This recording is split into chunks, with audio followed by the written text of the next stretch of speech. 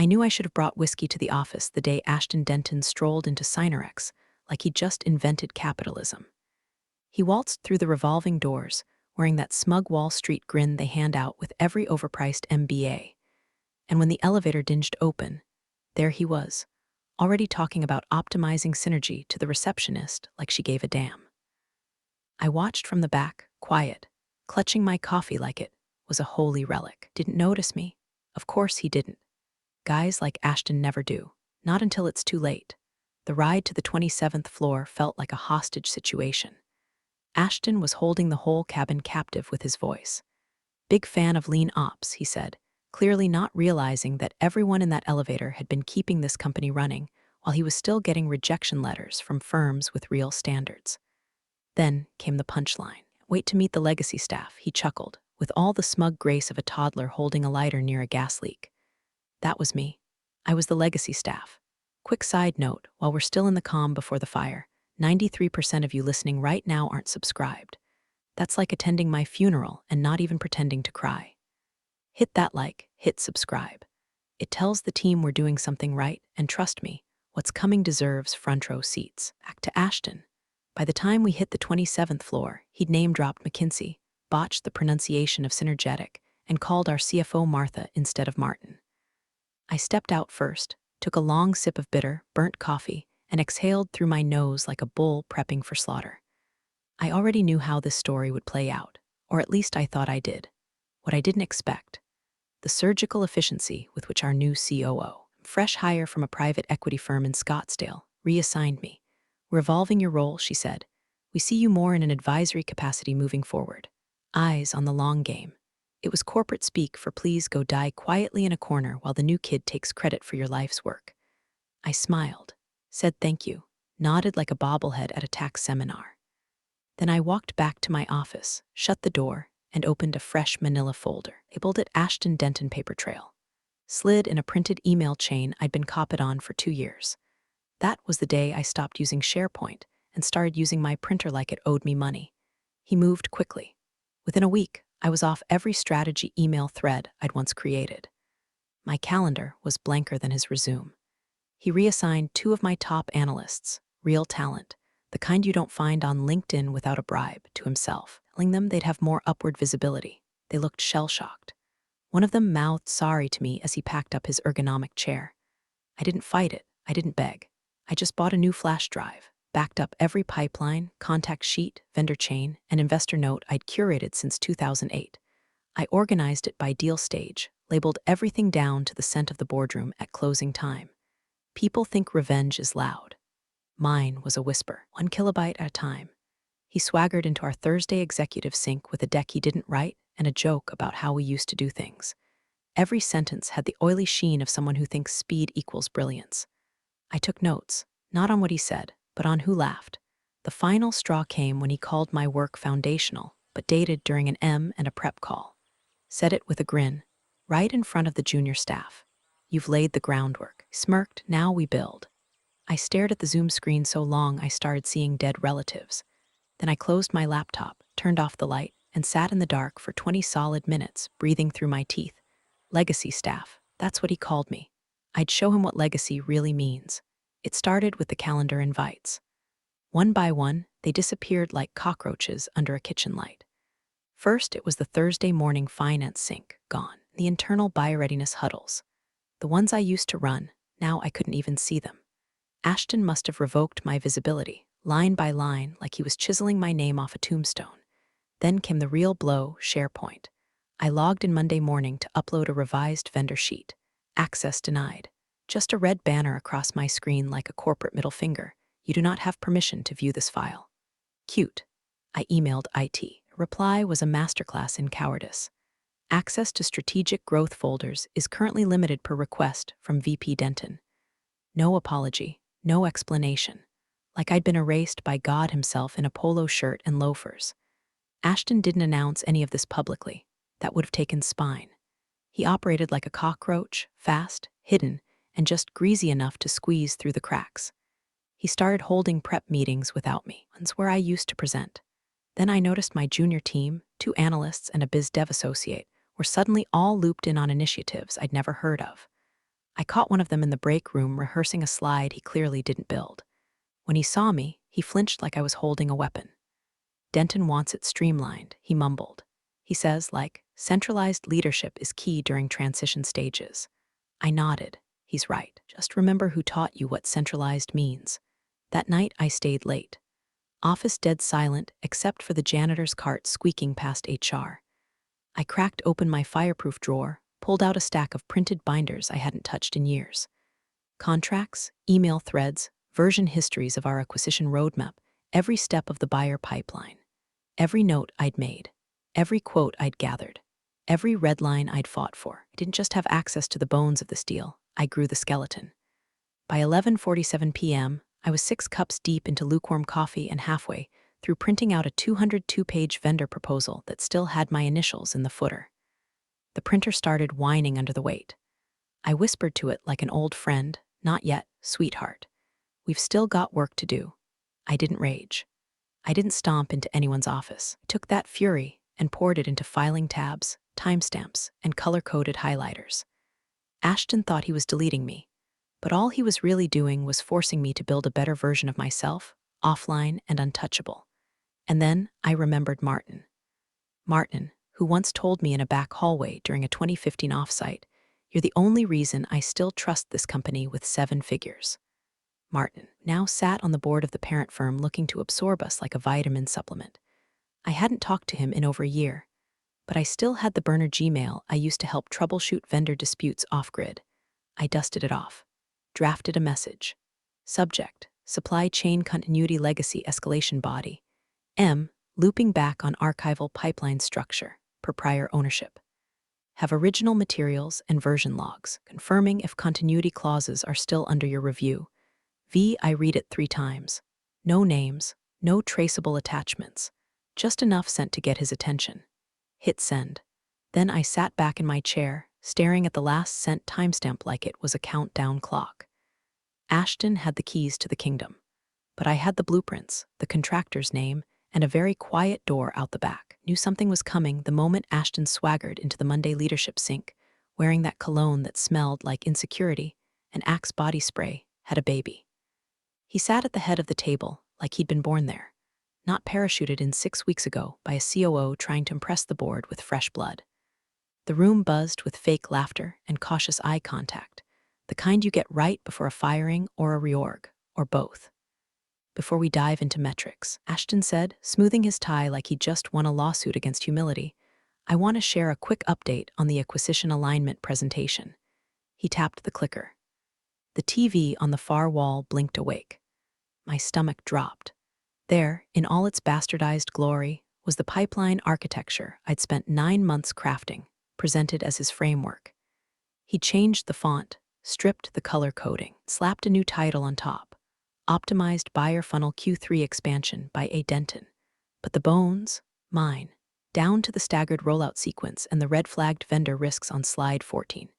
"This is what I'll be walking the buyers through next Friday," Ashton said, smiling like he'd just cured cancer with a Gantt chart. "Virginia will be supporting from the side, as she's been instrumental in our foundational work." Supporting from the side. Looked right at me when he said it.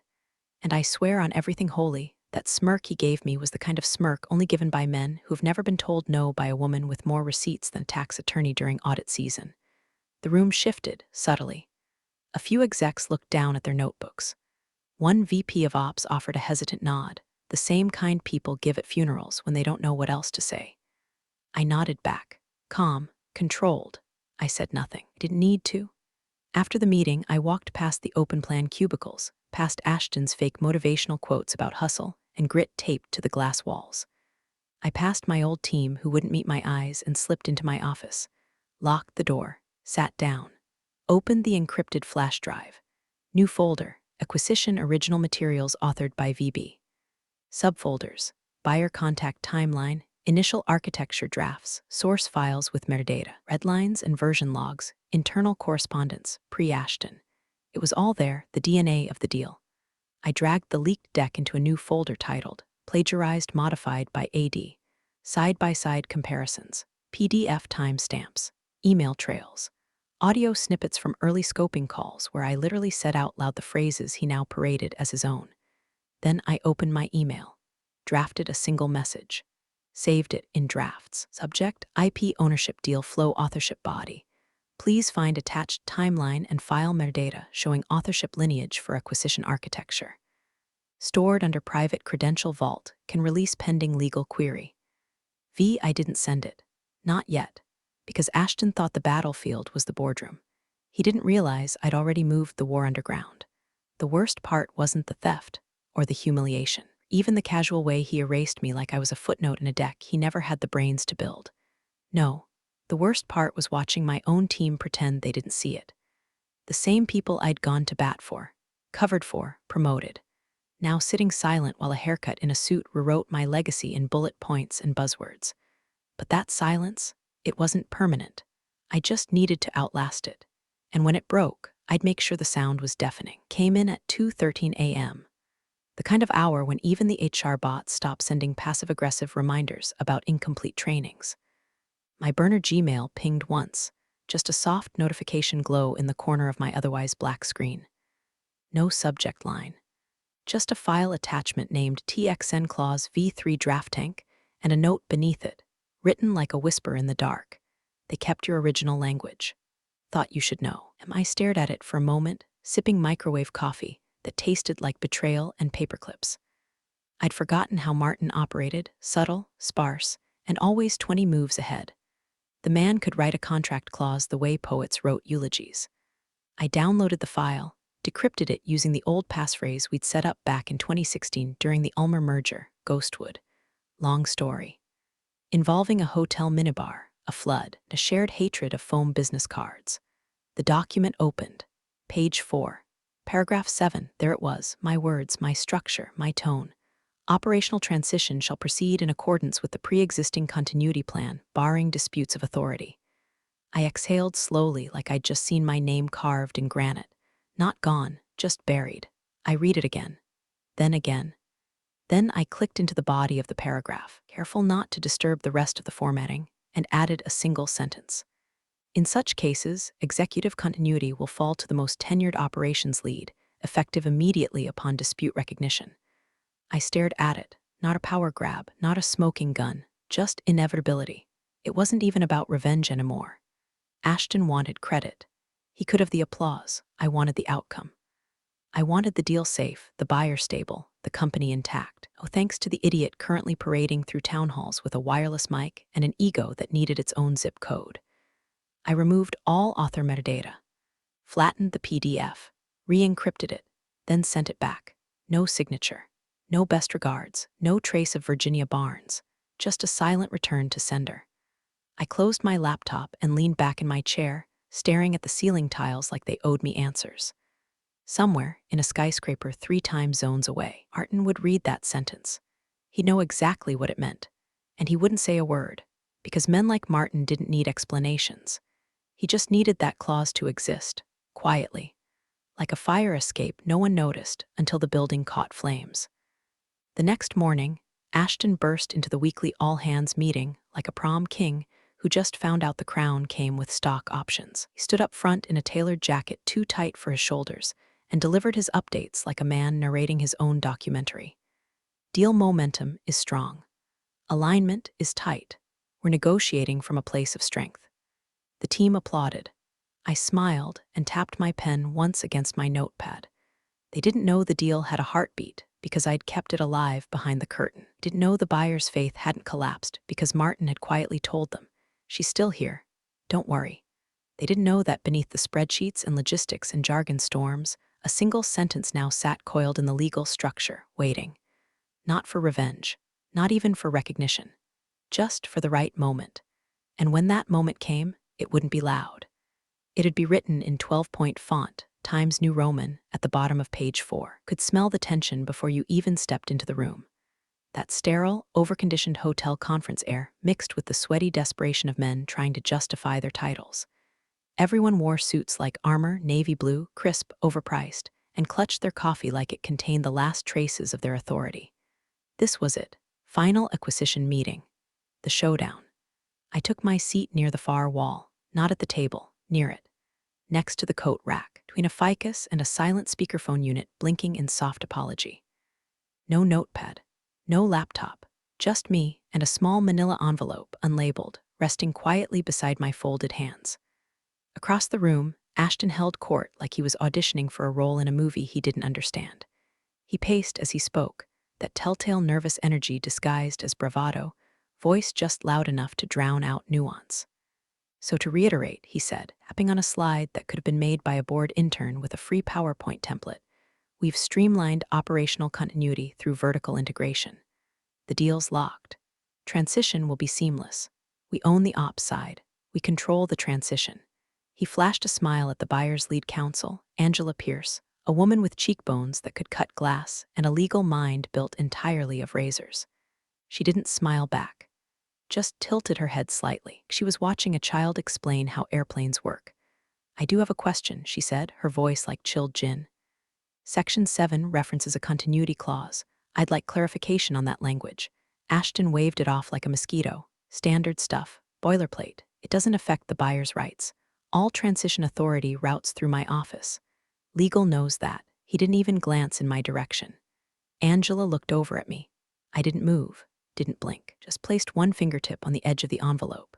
Gave it the gentlest nudge, like I was testing the weight of silence. Ashton was still talking, about synergies, about momentum, about value acceleration. He dropped jargon bombs like he thought they'd explode into credibility. Scalable leverage, asset harmonization, stakeholder fluidity. Somewhere, a thesaurus cried out in pain. The lead investor, Martin, sat at the far end of the table, still, calm, watching. Hadn't said a word yet, which was the financial world's version of God clearing his throat. As I was saying, Ashton continued, spinning the remote in his hand like a magician prepping a trick. We've pre-aligned all department heads and scoped deliverables. There's no ambiguity on who's steering the ship. That's why I've taken point on this. The slide behind him showed an org chart with his name glowing like the sun. My name? Gone. Erased like a typo he thought no one would notice. Angela turned a page in her binder, slowly. Martin leaned back in his chair, arms crossed. That envelope beside me was still untouched. Because you don't have to raise your voice when the words are already planted. You don't need a laptop when the power's already shifted. You don't need to interrupt a man digging his own grave. Just quietly hand him a sharper shovel. I glanced around the room. COO stiff as a board. CFO pretending not to sweat through his collar. One junior associate texting beneath the table, probably updating a resume just in case. Ashton was still going. Point is, he said, clapping his hands together, this deal runs smooth because I've simplified the handoff. We've got alignment, we've got vision, and frankly, we've got control. That's how we do things at Synorex under this leadership. He smiled again. Then, right on cue, he said it. That line, one I'd waited 3 months to hear. Do you know who I am? And the room finally stopped breathing. Angela Pierce was mid-sentence, parsing a clause with all the precision of a surgeon slicing open a tumor, when Ashton did the thing I knew he would. The thing he couldn't not do. He interrupted her. Loudly, abruptly, with a hand gesture that somehow managed to insult both her intelligence and her manicure. Look, he said, his voice rising with that frat boy confidence that smells like Red Bull and failing upward. Do you know who I am? It wasn't a question. It was a challenge. The kind you throw out when you've cornered yourself in a lie and think sheer volume can rescue you. And just like that, the room froze. Angela's pen paused mid-glide. The junior analyst who'd been nervously chewing on his pen cap stopped mid-bite. Even the projector seemed to hold its breath, fans suddenly too loud in the silence he left behind. I didn't move for a second. Then, slowly, like I was brushing lint off the fabric of reality, I reached over, picked up the manila envelope, and pulled out a single, matte black business card. No logo, no title. Just white lettering on thick, textured stock. Virginia Barnes, Executive Advisor Operations Continuity. I slid it across the table to Angela without a word. She picked it up delicately, turned it over, her eyebrows ticked upward, just a fraction. Then she looked up at Martin. Martin didn't say a word. He just leaned back in his chair, lips curling into a smirk like he'd been waiting for this moment since the Stone Age. Then he turned to Ashton. Actually, son, do you know who she is? Boom. It didn't come with music or slow-motion camera pans, but it may as well have. Because Ashton blinked, then blinked again. For the first time since he stepped foot into this company, he didn't have a damn word to say. His mouth opened, but nothing came out. like a fish flopping on the deck, suddenly aware it's no longer in control of the water. Angela gently placed the business card down on the binder in front of her. She flipped a few pages, then she found it. Clause 7B, Transition Protocols. Her voice, when it came, was silk wrapped around a dagger.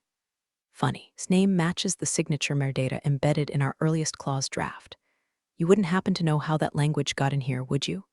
Ashton looked down at his folder, flipping pages like maybe, just maybe, there was an escape hatch hiding between the lines. Martin just chuckled under his breath. Sit down, he said, not loud, not harsh, just final. Ashton did because there was nothing else to do. I sat perfectly still, hands folded, breathing steady. I didn't gloat, I didn't grin. That wasn't the move, because the best part about power isn't showing it off. It's knowing exactly when to say nothing and letting everyone else feel it quake beneath their chairs. Angela didn't flinch, didn't hesitate. She opened her thick, leather-bound folder like she was slicing open a chest cavity. Her hands moved with surgical precision, tabs, highlights, red ribbons sticking out like arteries. She flipped to the page with the grace of a priest flipping scripture mid-sermon. Clause 7B, Transition Oversight and Continuity Protocols, she said, reading aloud. Her voice cut through the room like piano wire. Martin adjusted his cufflinks. The COO shifted in his chair like his spine suddenly remembered it had guilt. Angela's eyes scanned the page, slow, deliberate, and then she read it, word for word. In such cases, executive continuity will fall to the most tenured operations lead, effective immediately upon dispute recognition. The silence that followed felt biblical. You could hear Ashton's throat click as he swallowed hard. His face lost all its fresh tan arrogance and turned the kind of pale you only see when a man realizes he's been playing Monopoly and everyone else is dealing in cash. This wasn't in the last draft, he stammered, flipping through his own thinner folder like maybe, just maybe, the universe had printed him a different reality. Angela tilted her head calmly. It's in the signed one. She slid her copy across the table, the one with the ink still fresh from the DocuSign timestamp. My clause, my words, my signature, hidden deep in the metadata where only someone like Angela would bother to look. Ashton looked to the COO. She didn't even blink, just stared at the clause like it had personally betrayed her, like the blood on the floor was hers, and no one had told her she was bleeding. Martin finally spoke. I believe that satisfies the legal concern. He didn't look at Ashton, didn't need to. Angela turned a few more pages. According to this language, the moment a dispute occurs, such as conflicting statements of control or unauthorized chain of command, transition responsibility is automatically reassigned to the most tenured operations lead. Her eyes flicked toward me. No emotion, just fact. I sat still, calm, my hands resting gently on the edge of the table like I'd always been there. Ashton blinked. Once. Twice. This clause rewrites the entire. Angela raised a hand. It enforces what was already approved. You should have read the full document before signing off on a version you didn't write. Opened his mouth again, but nothing useful came out. Just fragments. Noise. Martin stood up slowly. We appreciate your enthusiasm, Mr. Denton, but this meeting is now under Miss Barnes' purview. He looked at me. That was the first time my name had been said aloud in the room, and it didn't need fireworks, just gravity. I nodded. Once. Then reached into the same envelope I'd brought in earlier. Pulled out a slim binder, original source documents tabbed and timestamped. Handed it silently to Angela. She took it without a word, flipped to the front page, then smiled, not wide, just enough. And that's when I knew the game had shifted, not with a bang, but with a sentence on page 4. Angela closed the binder like a judge banging a gavel. One smooth motion. No raised voice, no room for debate. Then she turned to Martin with that same icy elegance and said, per clause 7B, like to proceed with transition to the most tenured operations lead, effective immediately. Martin didn't miss a beat. We'll honor that request. Just like that, the room cracked clean down the middle. Ashton jolted forward in his chair, hands splayed like he was stopping a car crash mid-impact. Hold on, wait. You can't just switch point mid-meeting. We've already submitted the deliverables under my office. The strategy alignment's been routed through me. This doesn't make sense. Martin didn't even look at him. He turned his gaze toward Angela. Any risk from a protocol change? She barely shrugged. No disruption expected. Frankly, the documentation's tighter under Barnes. That one sentence landed like a guillotine. Ashton looked to the COO, desperation rising behind his eyes now, his confidence curdling into panic. Karen, say something. You brought me in for this exact transition. You told the board. The COO didn't say a word. She simply stood, walked behind Ashton's chair, and picked up his company-issued tablet like it was radioactive. No eye contact, no speech, just a soft nod toward the hallway. The kind of nod that said, your services are no longer required. Please collect your ego and go. He froze, then looked at me. I didn't gloat, didn't move, just met his eyes like he was already in the rearview mirror. Angela spoke again. Proceed with Miss Barnes as our liaison.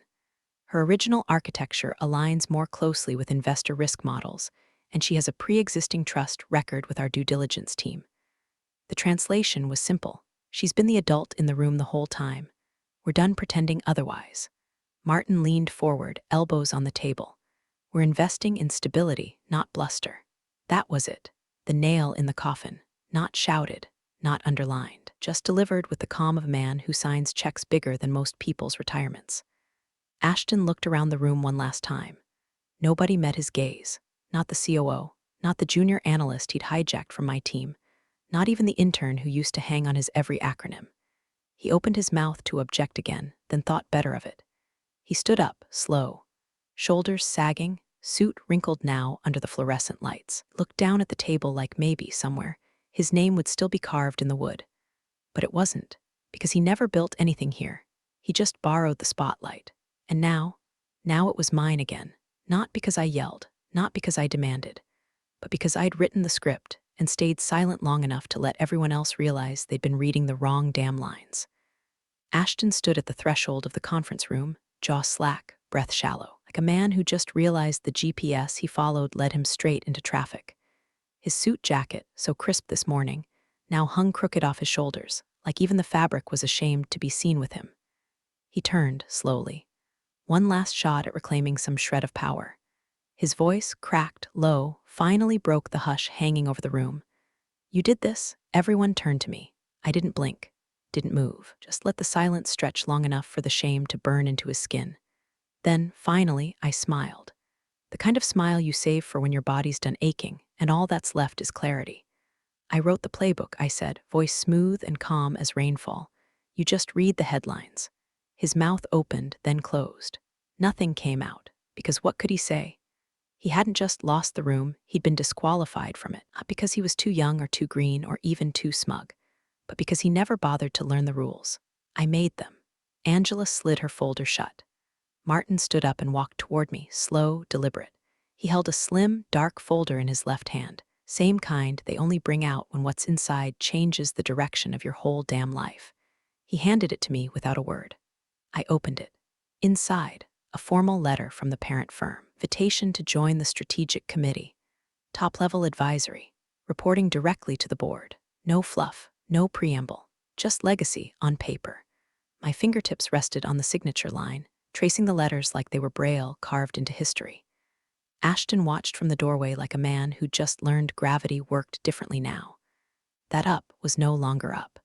That the woman he'd sidelined had not only written the rules, she'd already rewritten the ending. Lingered a moment longer, waiting for someone to stop him, to rescue him, to say his name. No one did. The COO was still seated. Angela had already turned back to her binder. The intern was refreshing a spreadsheet.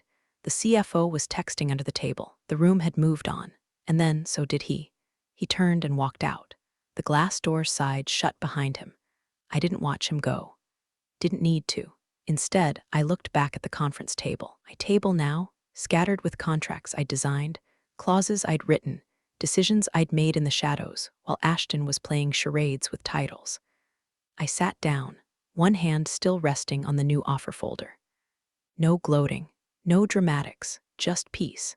The kind that comes from knowing you don't need to be loud to win. You just have to outlast the noise long enough to become the silence that follows. Big thanks, you legends of the old office days. Subscribe to keep the switch-flicking chaos alive. Your ex-boss is shaking in their loafers.